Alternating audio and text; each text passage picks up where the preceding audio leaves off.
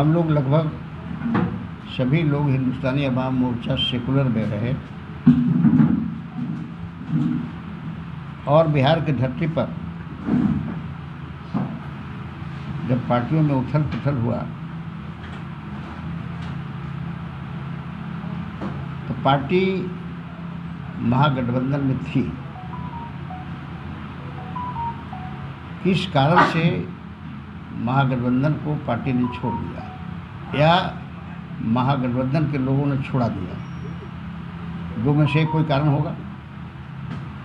ऐसी स्थिति में हम लोग की चाहत थी कि तीसरा फ्रंट बने,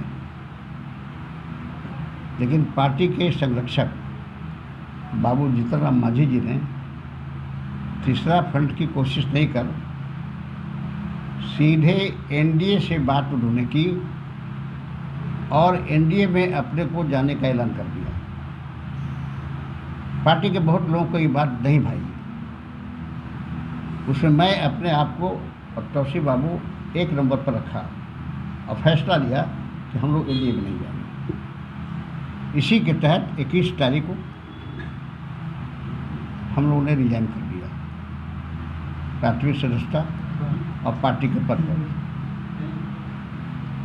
22 तारीख को आप लोग को बुलाना चाहते थे कि एक वार्ता हो, लेकिन उस दिन एक मेरे बहनोई और एक मेरे सुचिंता की माँ का डेथ हो गया।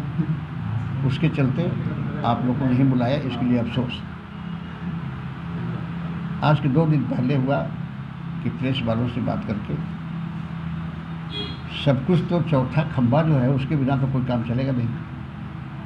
इस बात को बता दिया जाए कि हम लोगों ने उस पार्टी को छोड़ दिया है और नई पार्टी का गठन में हम लोग लगे हुए हैं, जिसका नाम रखा गया है भारतीय आवाम पार्टी। लगभग सारे प्रक्रिया को पूरी कर ली गई है। इलेक्शन कमीशन में इसको भेजना है, वो काम बाकी है। 1-2 सप्ताह के अंदर उस कार्य को कर दिया जाएगा। उसके बाद आप लोग से मुलाकात होगी और बड़े पैमाने पर इसका प्रचार होगा। इसके राष्ट्रीय अध्यक्ष कौन होंगे वो साथ साथ देना पड़ेगा। राष्ट्रीय कोषाध्यक्ष, राष्ट्रीय सचिव और राष्ट्रीय महासचिव, 4 का नाम जाएगा। और जैसे ही इलेक्शन कमीशन से परमिशन मिलेगा तो आप लोग से मुखातिब होंगे हम लोग और इसका गठन का राष्ट्रीय स्तर पर, स्टेट स्तर पर, जिला स्तर पर करके और तब इसको अनाउंस किया जाएगा।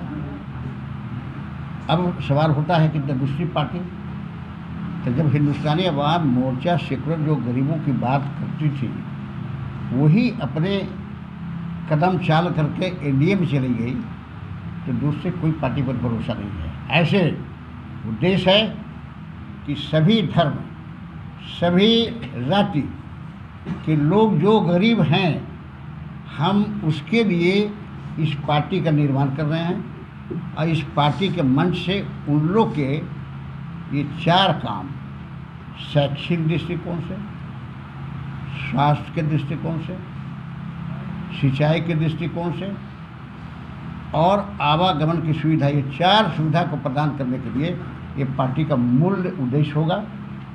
और इस पर गरीबों को कहाँ कल्याण मिलेगा उस तरह के कार्य हमारे सारे कार्यकर्ता, सारे नेता करेंगे। इस तरह के काम के लिए अगर एनडीए का तो उम्मीद नहीं करते हैं, यूपीए के लोग अगर कहेंगे कि इसी रास्ते पर हम लोग चलेंगे, तो ऐसी स्थिति में संभव है कि उनके साथ से गठजोड़ हम लोग का हो। यूपीए से करेंगे। यूपीए के ऐसी पार्टी जो हमारे सिद्धांत के अनुकूल चलने के लिए बाध्य होंगे, तब ऐसे नहीं, ऐसे स्वतंत्र रूप से आने वाला लोकसभा चुनाव में ये पार्टी मगध प्रमंडल में अपना आजमाइश करेगा और चारों लोकसभा में चुनाव लड़ने की बात करेगा। यही उद्देश्य पार्टी का है और यही उद्देश्य हम सभी जो पार्टी छोड़े हैं और दूसरी पार्टी के भी बहुत लोग हैं जिनका अप्लाई होने के बाद वो अपने पार्टी से रिजाइन करेंगे, आएंगे और इस पार्टी में मिलेंगे कहने का मतलब कि हम लोग संतुष्ट हैं कि एक अच्छी खासी संख्या में नेता हर एक पार्टी से टूट करके यहाँ आएंगे। जैसे अभी कोई पार्टी में राम लखन सोनका जी नहीं थे, पहले वो जनता दल में थे, लेकिन बाबू नरेंद्र सिंह के डेथ के बाद वो न्यूट्रल हो गए हैं और वो हम लोग के साथ हो गए हैं। ये पार्टी में रहेंगे, पार्टी के पदाधिकारी रहेंगे, जो उनको पद मिलेगा जनता को समझाने में, इसकी सदस्यता बढ़ाने में उसका हाथ बताएंगे। पर मांझी जी ऐसा क्यों कर रहे हैं? लगता है कि पुत्र मोह के चलते ये मांझी, आज भी मैं कहता हूँ डंके की चोट पर मांझी जी अगर 1000 आदमी बैठा हुआ तो सबके इंटरव्यू करेंगे। अफसोस, ऐसा व्यक्तित्व सिर्फ और सिर्फ एक पुत्र मोह में लगभग सारी चीज़ों को छोड़ सकते हैं, ऐसा मेरा विश्वास हो गया। अच्छा, आप लंबे समय से जुड़े हैं राष्ट्रीय पार्टी कि मांझी जी के पार्टी किस सिद्धांत पर चल रही है? मांझी जी की पार्टी के हम लोग फाउंडर मेंबर हैं और बनाया गया था हम गरीब की बात करेंगे, हम गरीबों के उत्थान की बात करेंगे, हम डेमोक्रेसी की बात करेंगे। और बड़ी ताजुब की बात है कि जिस गरीबी को झेला है मांझी जी ने, उस गरीबी के तहत उनका ऐलान था बाबा साहेब डॉक्टर भीमराव अंबेडकर के रास्ते पर जिंदगी भर चलेंगे। और जो कदम चाल हो रहा है उससे लगता है कि बाबा साहेब के सिद्धांत कोई प्रतिपालन नहीं। पहले उनके पुत्र राजनीति में नहीं थे, उनके आने के बाद ये मिला गए हैं। उनके पुत्र बीजेपी में थे। संतोष कुमार सुमन जिस समय इनको मुख्यमंत्री बनाया गया, उस समय तक जब हम लोगों ने पार्टी बनाई, पहला घोषणा 28 फरवरी 2015 को श्री कृष्ण मेमोरियल हॉल में, और उसकी रजिस्ट्रेशन मिलता है 24 जुलाई 2015 या 16 में।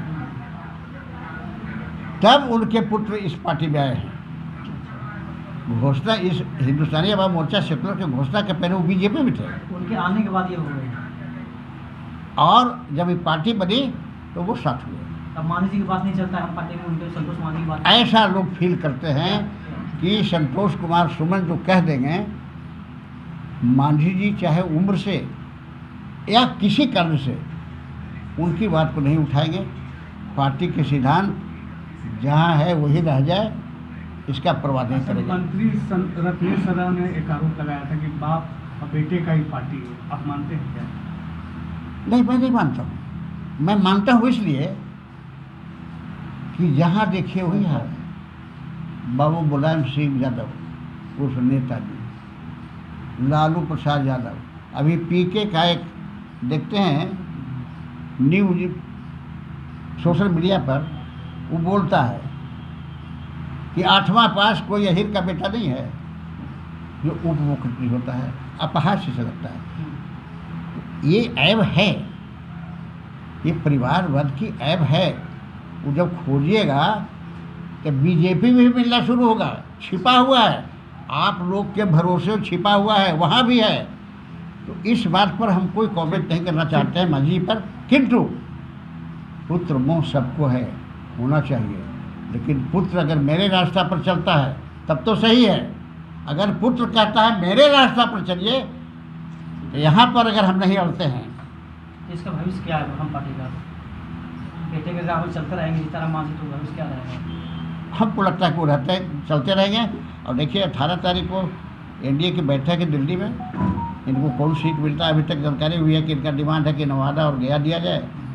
और मांझी जी की मांग है कि हमको अंतिम में, हालांकि वो 4-5 वर्ष छोटे हैं हमसे उम्र में, कि हमको राज्यसभा भेज दिया जाए। मैंने लोकसभा या राज्यसभा की उनको शौक़ है और होना भी चाहिए। उनको मिलता है तो कोई बात नहीं। हम सामाजिक तौर पर मांझी जी को मैं कभी कोई कमेंट नहीं कर सकता, वो ठीक है, लेकिन उस रास्ते पर उनके पुत्र चलेंगे कि नहीं, इस पर हमको संदेह है। ठीक।